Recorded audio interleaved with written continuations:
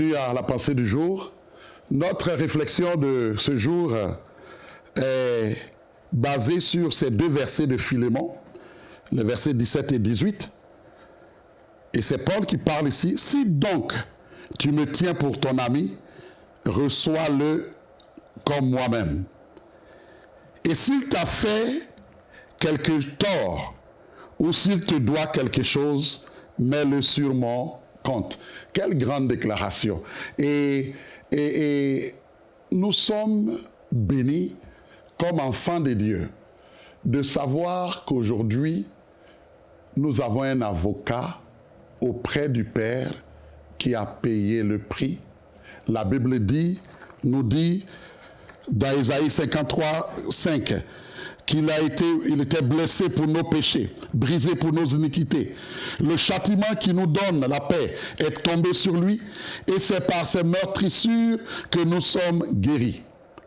Et Paul nous dit dans 2 Corinthiens 8, 9, car vous connaissez la grâce de notre Seigneur Jésus-Christ, qui pour nous s'est fait pauvre, de riche qu'il était, afin que par sa pauvreté, vous soyez enrichis.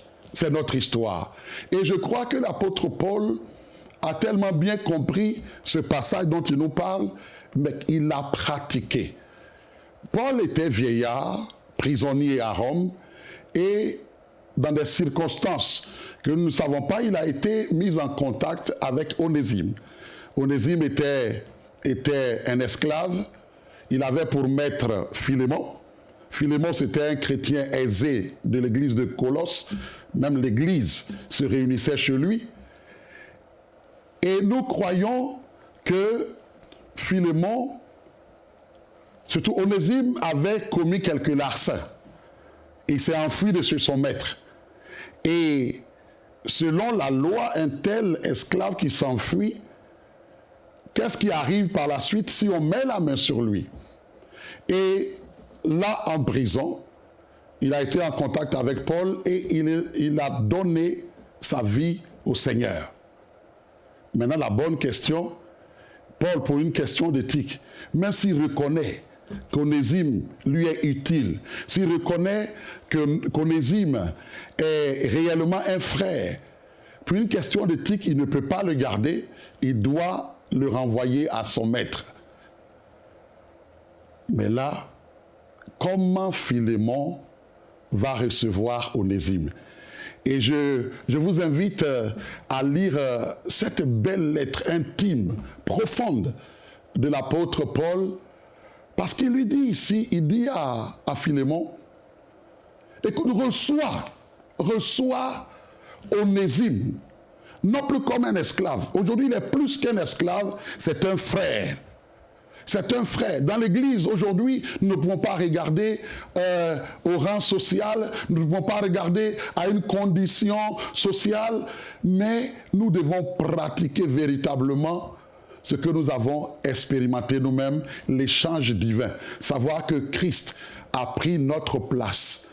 De riche qu'il était, il a été fait pauvre pour que toi et moi, nous soyons enrichis.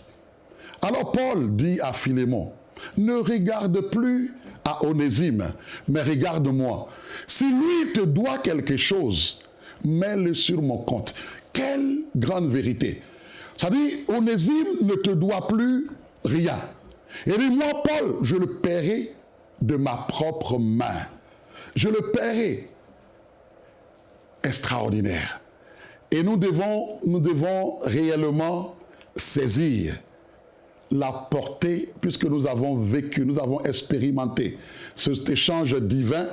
Nous devons, nous aussi, dans notre vie de tous les jours, au niveau de l'Église, nous devons comprendre, nous devons saisir que nos frères et sœurs, qui souvent sont dans un besoin, que Dieu nous donne simplement d'avoir de tels cœurs où on peut porter le fardeau d'un frère.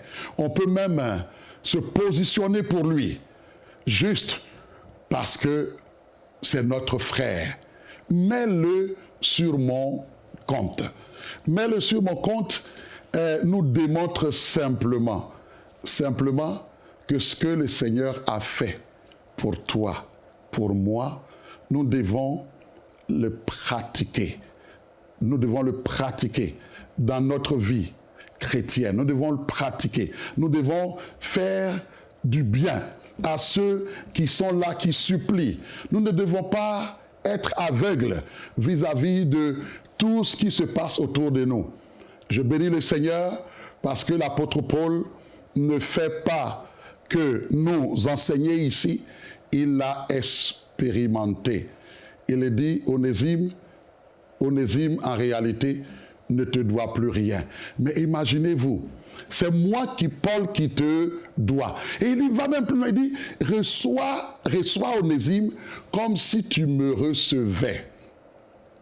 Est-ce qu'aujourd'hui, lorsque nous recevons des frères, selon le rang social, selon le titre, notre préparation pour recevoir un frère et une sœur dépend de qui est-ce que nous recevons? Ce sont des choses qui nous interpellent. Et nous devons comprendre que Jésus a payé le prix, autant que nous sommes, quel que soit notre rang social, quelle que soit notre condition, quelle que soit la couleur de la peau, il a payé le prix pour qu'en réalité, nous soyons tous des enfants et des fils et des filles de notre Père. Mets-le sur mon compte. Nous avons le privilège, comme chrétiens, d'avoir un tel avocat redoutable auprès du Père qui, face aux accusations, se tient là pour dire « j'ai déjà payé le prix ». Il ne te doit plus rien. J'ai déjà payé le prix. Mets-le sur mon compte. Que Dieu vous bénisse. Pour aller plus en profondeur, vous pouvez lire et télécharger la version complète de cette pensée du jour sur le site enseigne-moi.com.